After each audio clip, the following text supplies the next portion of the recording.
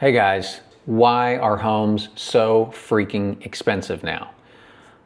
I own a home building company and I can promise you I wish things were less expensive. It would make my life easier, and certainly all the people that want to buy and build homes, it would make their life easier.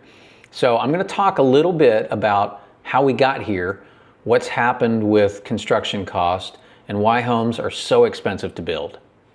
I have now been in the home building industry for 30 years. I've had my own company for 12 years. In the past, I'll say 5 years, we've had this explosion of inflation. Now, we've all seen it everywhere, at the grocery store, what we pay for cars, all of it. But I think it started, or it was first felt, in construction materials. And before construction materials, it was land prices. Now, the land price thing can be relative to where you're at. I am in Dallas-Fort Worth, and we just got ticked #1 fastest growing metro area in the United States. We have some of the fastest growing cities in the United States here also. We also know when there's a lot of demand and not enough supply, prices go up, right? That started with land. We had the Great Recession hit back in the 2009, 2010, and it really kind of stayed slow for quite a few years after that. The Feds dropped rates really low, and of course they were trying to get that economy rolling again after that recession. Eventually, it started to pick up, and one of the first things I was seeing here in the Dallas-Fort Worth area were land costs starting to increase rapidly. The lot prices were double, triple. So it has increased and increased and increased. That's a huge part of the cost to build a home. Therefore, that has helped drive up housing cost. However, one of the other huge factors has been inflation of building materials. Everything costs so much more. And that really started with the pandemic. So when the pandemic hit, at first everybody thought, home building and real estate was going to crash. But it actually did the opposite. It didn't slow down, but production of materials did. So you may be aware of, supply and demand economics. When there is a lot of demand and not enough supply, we get inflation. So a lot of industries during the pandemic experienced this. We started seeing things increase, and it started happening pretty rapidly. I can remember periods where it felt like windows were getting price increases every few weeks. And then the big ticket items started to go up, with the biggest one being lumber, which is actually the single biggest ticket item in a house.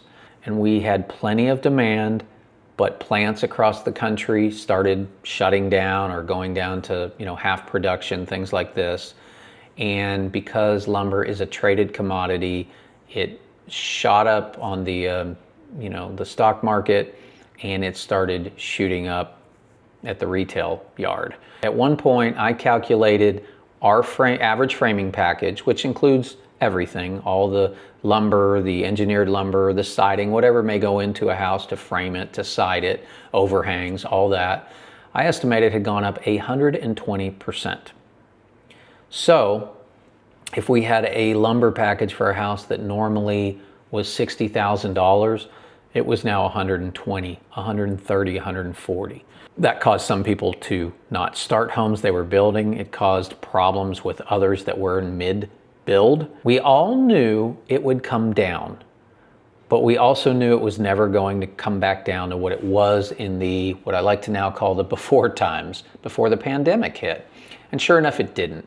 If it got up to 120% more than what it had been, it finally fell back down maybe 50%. We're still running way higher prices on lumber than what we did before all that COVID stuff happened. The same has happened with a lot of other materials that kept ratcheting up during that period, and those kind of things never go down. Lumber is a commodity, so like oil and gas, it will go up and down and fluctuate. All these other things that we're getting cost increases on, which was pretty much everything that you use to build a home with, went up, and they will never come back down. So we have experienced a lot of inflation that it felt like I saw first in home building, then it made it to the grocery store and the department store and those kind of places. So that's how we got here. That's why homes are so expensive now. And it's not going to go backwards, not from the construction cost standpoint. If there were a big recession or a market crash, valuations on older homes would come back down, right? Because a home built 30 years ago not only doesn't cost anywhere near what it would sell for now, even if you had a market crash and the thing lost, a quarter of its value. So used homes are a situation where you're dealing with valuations, but new construction is just simply what the materials and labor cost. So if we had a recession, we would see some things ratchet back.